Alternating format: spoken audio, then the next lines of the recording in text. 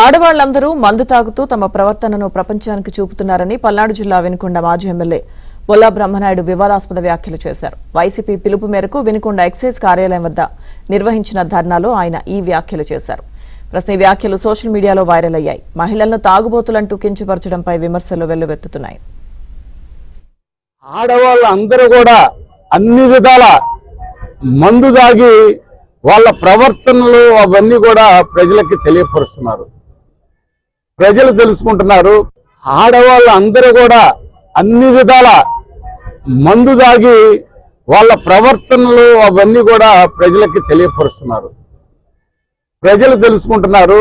ఆడవాళ్ళందరూ కూడా అన్ని విధాల మందు దాగి వాళ్ళ ప్రవర్తనలు అవన్నీ కూడా ప్రజలకి తెలియపరుస్తున్నారు.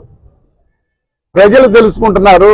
ఆడవాళ్ళందరూ కూడా అన్ని విధాల మందు దాగి వాళ్ళ ప్రవర్తనలు అవన్నీ కూడా ప్రజలకి తెలియపరుస్తున్నారు.